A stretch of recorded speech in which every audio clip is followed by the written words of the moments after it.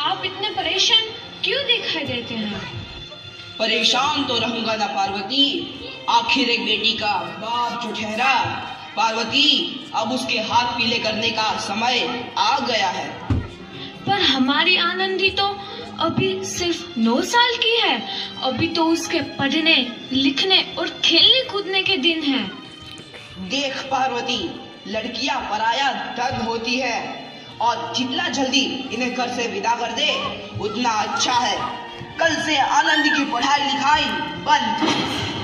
पर बापू, इसमें मेरी क्या गलती है? आप मुझे पढ़ाई करने क्यों नहीं देते? तेरी गलती है कि तू एक लड़की है। लड़का होती तो क्या बापू? लड़का होती तो क्या? ए लड़की, ज्यादा जबान ना चला, नहीं तो जबान हलक से खींचकर बाहर निकाल दूंगा। बापू, मैं पढ़ लिख कर कुछ बनना चाहती हूँ। मेरी पढ़ाई ना रोको बापू। आनंदी, तुझे पढ़ना है तो पढ़, लेकिन सारी उम्र बाप की छाती पर यूं बोझ बनकर ना बैठ। पर बापू, अभी तो मेरी उम्र पढ़ाई लिखाई की है। मुझे पढ़ लिख कर डॉक्टर बनना है। पढ़ाई पढ़ाई पढ़ाई, ये ले। नहीं बापू, मत पढ़ो बापू। नहीं बापू, नहीं। बापू, ये तुमने क्या किया? तुमने मेरी इन किताबों को ही नहीं पढ़ा बापू, मेरी किस्मत फाड़ दी, मेरी किस्मत। ये कापी किताबें ना सिर्फ छोरों के हाथ में अच्छी लगती है, लड़कियों के हाथ में तो सिर्फ मेहंदी अच्छी लगती है, मेहंदी। पर बापू, मैं लड़की हूँ तो क्या हुआ? लड़का और लड़की तो हमारी दोनों आंखों के समान होते हैं। चुप कर आनंदी, और यह एहसान मान कि अब तक जिंदा है तू। कहीं बचपन में गला दबाकर मार दिया होता तो यह तेरी बकबक नहीं सुननी पड़ती आज। पर बापू, मुझे चूल्हा जलाना अच्छा ना लगे है। देख छोरी, जितना जल्दी हो तू चूल्हा जलाना सीख ले, उतना ही अच्छा है तेरे लिए। और हाँ, तेरा ब्याह तो होगा, वो भी कल के कल। अगला जीवन है तुम्हारी यही कहानी।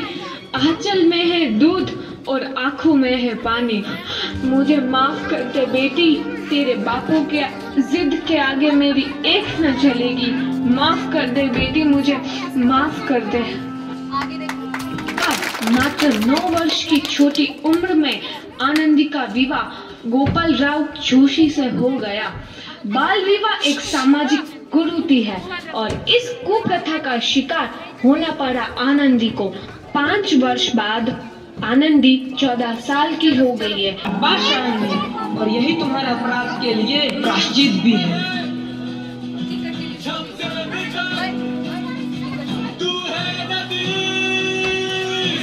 आनंदी, तुम्हारी 12वीं का परिणाम आ गया है। तुमने पूरे कॉलेज में प्रथम स्थान अर्जित किया है। आनंदी, तुम्हारी मेहनत रंग लाई है। तुम्हें शिक्षा वृत्ति मिली है। ये लो तुम्हारे अमेरिका जाने की टिकट। मुझे शिक्षा वृत्ति मिल गई? मैं अमेरिका जा रही हूँ? पर ये सब मैं अकेले कैसे कर पाऊंगी? आनंदी, अपना आप को इतना कमजोर क्यों समझ रही हो? फिर इतना पढ़ने लिखने का क्या फायदा?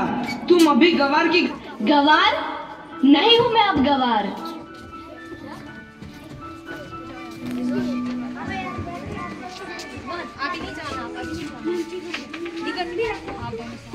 तो इस प्रकार 7 अप्रैल 1883 को आनंदी अमेरिका के पेंसिल्वेनिया के लिए रवाना हुई और 3 साल बाद उन्होंने डॉक्टर ऑफ मेडिसिन की उपाधि प्राप्त कर ली।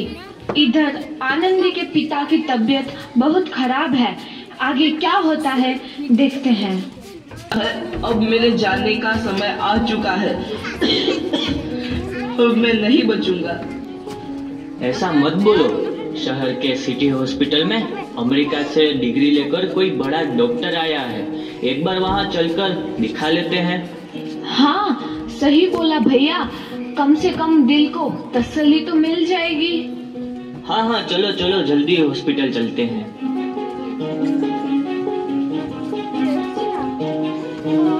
इस मरीज की हालत तो बहुत ही खराब है। कोई चमत्कार ही इसे बचा सकता है। ऐसा मत बोलो भाई, डॉक्टर साहब कब तक आ जाएंगे? लो आ गई डॉक्टर मैडम। डॉक्टर मैडम जल्दी देखिए, मरीज की हालत बहुत ही खराब है।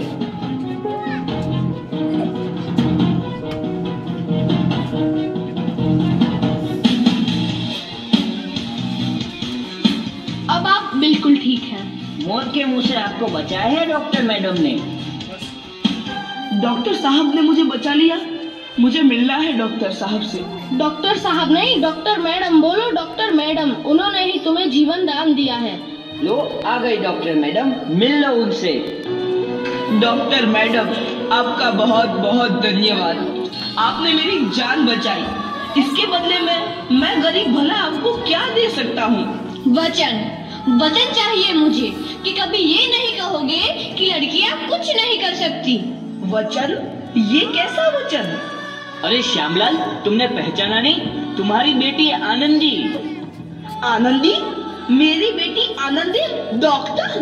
हाँ बापू, वही आनंदी जिसके लिए बचपन में तूने चूल्हा और दूल्हा के अलावा कुछ नहीं सोचा था। आनंदी, आनंदी मेरी बेटी, मुझे माफ कर दे।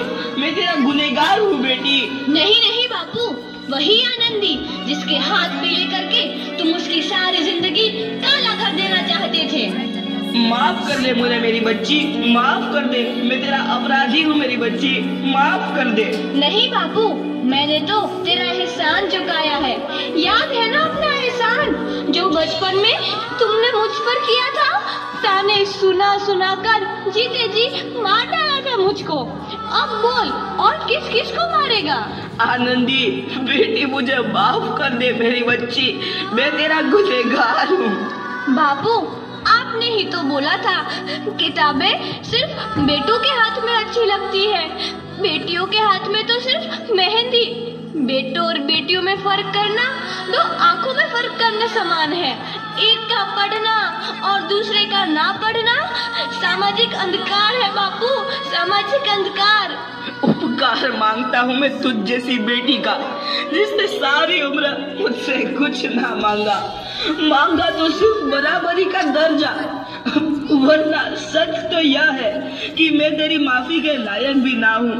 मुझ जैसा बाप तेरी बराबरी कर सके उसके मैं लायक भी ना हूँ मेरी बेटी, मैं लायक भी ना हूँ। अपने बापू को क्या माफ नहीं करोगी आनंदी? माफ कर दो आनंदी, माफ कर दो। सुबह का भूला यदि शाम को घर लौट आए तो उसे भूला नहीं कहते। बापू। तो इस प्रकार आनंदीबाई जोशी ने अपनी मेहनत और अटूट इरादे से न केवल भारत की पहली महिला डॉक्टर बनी, बल्कि आगे चल के उन लड़कियों के लिए सुनहरा रास्ता दिखा गई जो जीवन में कुछ करना चाहती थी। बहुत शुक्रिया।